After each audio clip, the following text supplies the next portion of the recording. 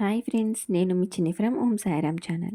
ఎంతో పవిత్రమైన కార్తీక మాసంలో పురాణ పఠనం అనేది విశేష ఫలితాన్ని ఇస్తుంది. పురాణం చదవడము వినడమే కాదు, చదివి వినిపించడం కూడా ఎంతో పుణ్యప్రదం.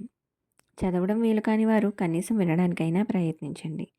నిన్నటి అధ్యాయంలో శ్రీరంగ క్షేత్ర మహిమ గురించి తెలుసుకున్నాము. రోజుకో అధ్యాయం భాగంగా 24వ రోజు 24వ అధ్యాయంతో మీ ముందుకు వచ్చేసాను. వీడియో స్కిప్ చేయకుండా చివరి వరకు చూడండి. ఓం నమ శివాయ. ఓం నమో భగవతే వాసుదేవాయ. 24వ అధ్యాయం ద్వాదశి పారాయణం.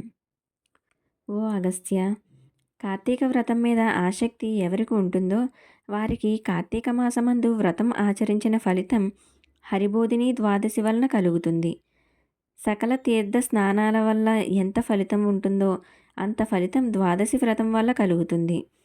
అన్ని రకాల యజ్ఞాలు చేయటం వల్ల ఎంత ఫలితం ఉంటుందో అంత ఫలితం హరిబోధిని ద్వాదశి వల్ల కలుగుతుంది.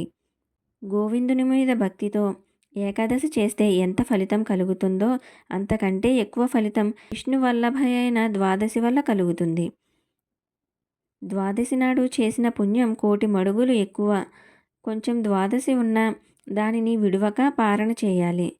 పారణ రోజున ద్వాదశి గడియలు వదలకుండా ఉండాలి. అగస్త్య మునీంద్ర, మునుపు మహాభక్తుడైన అంబరీషుడనే రాజు ద్వాదశి పారణ విడవకుండా చేసేవాడు. ఒకసారి అంబరీష మహారాజు ఏకాదశి చేసి మర్నాడు మిగులు ద్వాదశి పారణ చేస్తుండగా దూర్వాసుడు వచ్చి ఆతిథ్యాన్ని కోరాడు. అప్పుడు అంబరీషుడు, స్వామి, ద్వాదశి పారణ ఎక్కువ ఫలితాన్నిస్తుంది కనుక త్వరగా రమ్మని ప్రార్థించాడు. ద్వాదశి గడియలు వెళ్లకుండా వస్తానని స్నానానికి వెళ్ళి తిరిగి రాలేదు. ముందుగా పారణ చేయడం న్యాయం కాదు. బ్రాహ్మణ్యుడు అగ్ని సదృశుడు కాబట్టి ముందు భోజనం చేసిన శాపం ఇస్తాడు. ద్వాదశిని విడిచిపెడితే హరిభక్తి విడిచిపెట్టినట్లవుతుంది.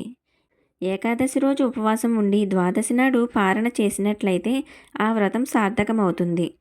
పారణ కాలం విడిచిపెడితే పాపం వస్తుంది. వారి వాసరం పుణ్యప్రదం అగుట వల్ల దానిని విడిచిపెట్టరాదు.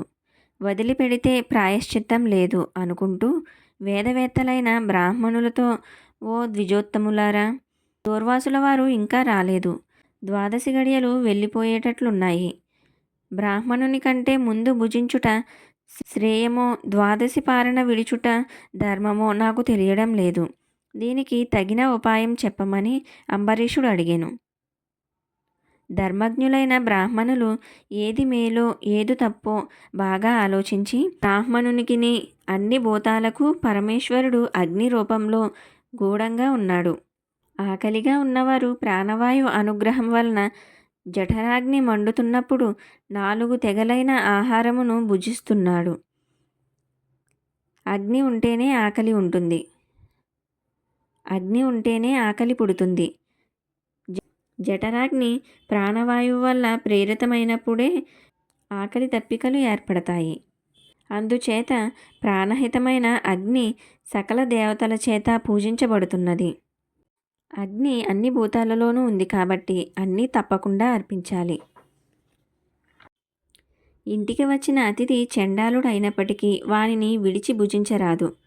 అట్లు చేయుట వలన అతిథిని అవమానించడం కీడుకు ఆధారం అవుతుంది. ఒకవేళ దూర్వాసుడు కోపించలేకపోయినప్పటికీ అంతకంటే ముందు భుజించడం న్యాయం కాదు. దూర్వాసుడు సమయానికి వస్తానని రాకపోవడం వల్ల తప్పు అతనిదే అవుతుంది. ద్వాదశి పారణ చేయకపోతే హరిభక్తి లేనట్లవుతుంది. పారణ చేస్తే దూర్వాసుడు తప్పక శపిస్తాడు. ఇది స్కందపురాణాంతర్గత కార్తీక మహత్యమందలి 24వ అధ్యాయం సంపూర్ణం. ఈ వీడియో కనుక మీకు నచ్చినట్లయితే లైక్ చేసి, షేర్ చేసి, సబ్స్క్రైబ్ చేసుకోండి. Thank you for watching.